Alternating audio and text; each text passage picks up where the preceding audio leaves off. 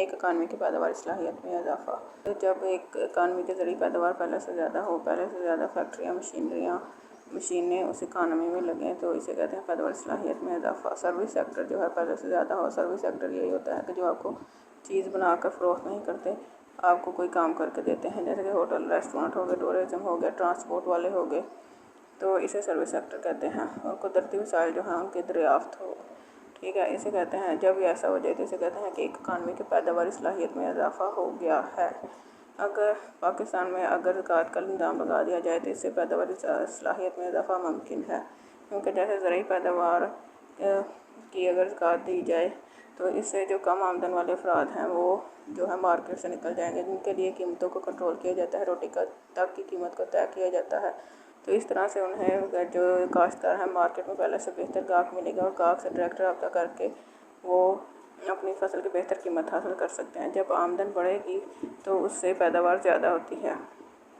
دوسری طرف سے زرعی ٹیکس کا جو عمل ہوتا ہے وہ بہت ہی کمپلیکیٹڈ ہوتا ہے، تو وہ جب ختم ہو جائے گا اس کی بجائے اگر زکوٰۃ کا سسٹم جو لگ جائے گا تو وہ سمپل ہوتا ہے اور اس کے ریٹ فکس ہوتے ہیں، جو کہ زراعت کے لیے زیادہ آسان ہے، تو اس سے بھی زرعی پیداوار میں اضافہ ہوتا ہے۔ آمدن پہلے سے کاشتکاروں کی بہتر ہوگی تو پہلے سے بہتر طریقے سے اپنی فصل کاشت کر سکیں گے، جو کہ پیداوار کے بڑھنے کا باعث ہوتا ہے۔ دوسری طرف جب لوگوں کو زکوٰۃ میسر آئے گی، جیسا کہ کم آمدن والے افراد کو جیسا کہ گندم چاول وغیرہ میسر آئیں گے، تو ایک غریب آدمی جو ہے وہ 8 سے 10 ہزار جو ہے مہینے کا آٹے چاول پر خرچ کر رہا ہوتا ہے۔ یہ جب گندم چاول کو زکوٰۃ میسر آ گئی ہوگی تو وہ یہ 8 سے 10 ہزار اپنی دوسری ضروریات پر خرچ کرے گا۔ دکانوں کی سیل بڑھے گی، جس سے دکانوں کی آمدن بھی بڑھے گی اور فیکٹری اور مشینری وغیرہ کی آمدن بھی بڑھے گی۔ جب آمدن بڑھے گی تو آمدن سے سرمایہ بنتا ہے، اور سرمایہ کو پہلے سے زیادہ کریں گے، زیادہ فیکٹریاں، زیادہ مشینیں لگیں گی، دکانوں پر زیادہ خرید و فروخت ہوگی، دکانیں جو کہ سروس سیکٹر میں آتی ہیں، تو اس سے جو ہے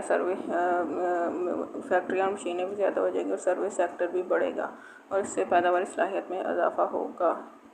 ٹھیک ہے۔ جب لوگوں کی آمدن پہلے سے بہتر ہوتی ہے، وہ کہیں آنا جانا بھی ان کے پاس پیسہ ہوتا ہے تو کہیں آتے جاتے ہیں، باہر کا کھانا کھاتے ہیں، آمدن بننا، کیونکہ زکوٰۃ سے جب دوسرے اثاثہ جات کی زکوٰۃ بھی جو کم آمدن والے افراد کو ملتی ہے وہ اپنا خرچ بڑھاتے ہیں، تو اس سے ایک اکانومی میں آمدن بڑھنے کا جو ہے عمل شروع ہوتا ہے۔ جب زیادہ آمدن ہوتی ہے تو اس سے لوگ جو ہیں زیادہ خرچ اپنا بڑھاتے ہیں، اور تو پہلے سے زیادہ چیزیں جو ہے بن کے وہ ایک جگہ سے دوسری جگہ پہنچیں گی تو ٹرانسپورٹ بھی بڑھے گی، اس طرح سروس سیکٹر بڑھ جائے گا۔ اور جب حکومت کے پاس وسائل ہوں گے، یعنی کہ حکومت کو کم آمدن والے افراد کے لیے منصوبے تیار کرنے پڑتے ہیں، جیسے سبسڈی دینی پڑتی ہے، سستے آٹے کے لیے سبسڈی دینی پڑتی ہے، پھر دوسری طرف سے سینکڑوں ارب کی سبسڈی ہوتی ہے، سینکڑوں ارب کے قرض لینے پڑتے ہیں۔ اس سے جب جان چھوٹے گی، حکومت کے پاس وسائل ہوں گے تو حکومت جو ہے قدرتی وسائل کی دریافت کے لیے کام کر سکے گی۔ اس طرح سے پاکستان کی پیداواری صلاحیت میں اضافہ ہو جائے گا۔ اکنامکس میں کنسیپٹ کے گراف کی مدد سے بتایا جاتا ہے، جس سے یہی بات پتہ چلتی ہے کہ اگر ایک اکانومی میں سرمایہ اور روزگار سے وابستہ افراد بڑھیں تو اس اکانومی کی پیداواری صلاحیت، تمام چیزوں کو بنانے کی صلاحیت جو ہے پہلے سے زیادہ ہو جاتی ہے۔ جو ہے پاکستان میں اگر زکوٰۃ کا نظام لگایا جائے تو اس سے سرمایہ بڑھے گا، پہلے سے زیادہ چیزیں بنیں گی، بکیں گی، ٹرانسپورٹیشن کا پہلے کام سے کام زیادہ ہوگا،